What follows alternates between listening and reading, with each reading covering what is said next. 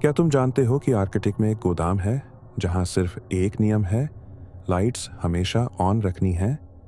सुनने में यह नियम आसान लगता है ना? लेकिन जब तुम वहां जाकर असलियत समझोगे तो सब बदल जाएगा। मैंने यह नौकरी इसलिए ली थी क्योंकि मुझे पैसों की सख्त ज़रूरत थी। मुझे लगा यह एक सादा और आसान काम होगा, लेकिन मुझे अंदाज़ा नहीं था कि यह नौकरी मेरी ज़िंदगी बदल देगी। 1 महीना पहले मैंने एक अजीब सी जॉब लिस्टिंग देखी। गोदाम सहायक चाहिए, ऊंची तनख्वाह, सभी खर्चे कवर, आर्कटिक सर्कल, लाइट्स हमेशा ऑन रखनी होंगी। मुझे लगा यह एक बेहतरीन मौका है, एडवेंचर और पैसा दोनों एक साथ। मैंने फौरन आवेदन कर दिया। किसी इंटरव्यू के बिना ही मुझे नौकरी मिल गई। अगले ही दिन मुझे एक फ्लाइट टिकट और कुछ निर्देश भेज दिए गए। पहला नियम, लाइट्स हमेशा ऑन रखो। दूसरा नियम, पहले नियम को कभी मत भूलो।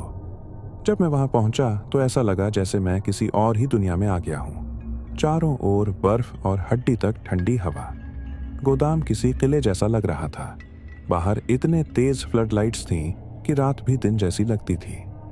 अंदर का नज़ारा और भी अजीब था। ऊंचे ऊंचे शेल्फ्स जिनमें अजीब कोट वाले क्रेट्स भरे थे, और सबसे अजीब, बड़े बड़े जनरेटर जो पूरे गोदाम को बिजली और रोशनी से भर रहे थे। मेरा सुपरवाइजर हैरिस कोई बहुत बातूनी आदमी नहीं था। उसने मुझे सीधा निर्देश दिया, सवाल मत पूछो, बस लाइट्स ऑन रखो। अगर किसी लाइट को बंद करना पड़े तो स्विच के पास ही रहना, और हाँ, डरना मत। पहले कुछ दिन सब ठीक लगा। रोशनी तेज थी और गोदाम में बस गूंजती हुई मशीनों की आवाज़ सुनाई देती थी। लेकिन चौथी रात सब बदल गया। उस रात मैं अपनी रूटीन गश्त पर था जब एक लाइट हल्की सी झपकी। मैंने इसे नज़रअंदाज कर दिया, लेकिन तभी गोदाम के कोने में जहां शेल्फ्स लंबी परछाइयां डालते थे, मुझे कुछ हिलता हुआ दिखा। वो एक आकृति थी, लंबी, पतली और कुछ अजीब। उसकी हरकतें असामान्य थीं, जैसे वो इस दुनिया की चीज़ नहीं थी। वो धीरे धीरे मेरी तरफ बढ़ रही थी। मेरा दिल तेजी से धड़कने लगा। घबराहट में मैंने फौरन फ्लड लाइट का स्विच दबाया।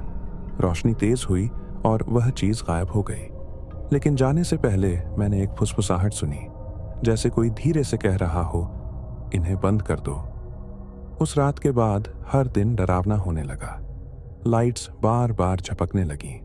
मुझे खाली गोदाम में अजीब आवाज़ें सुनाई देने लगीं, जैसे कोई कदम रख रहा हो। एक बार मैंने मेटल शेल्फ पर बड़े और गहरे पंजों के निशान देखे। जब मैंने हैरिस से इसके बारे में पूछा, उसने बस इतना कहा, डर मत दिखाओ, ये और ज्यादा हिम्मत कर लेंगे। उसने कभी यह नहीं बताया कि ये कौन है। फिर एक रात जनरेटर पूरी तरह बंद हो गया। गोदाम पहली बार पूरी तरह अंधेरे में डूब गया।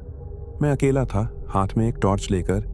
मैं घबराहट में जनरेटर की तरफ बढ़ा, तभी मुझे वही आवाज़ सुनाई दी, इन्हें बंद कर दो। इस बार वह आवाज़ मेरे पीछे थी। मैंने धीरे से पलटकर देखा। टॉर्च की हल्की झपकती हुई रोशनी में मैंने उसे देखा। वह आकृति अब और बड़ी हो चुकी थी। उसकी खाली आंखें अंगारों की तरह जल रही थीं। उसकी हरकतें इंसानी नहीं थीं। वह धीरे धीरे मेरी तरफ बढ़ रही थी, जैसे मेरे पास आकर मुझे खत्म कर देना चाहती हो। तभी लाइट्स वापस आ गईं। वह चीज़ अचानक गायब हो गई, लेकिन मुझे पता था कि वह कहीं गई नहीं थी। उस रात मैंने तय कर लिया कि मुझे यह नौकरी छोड़नी है।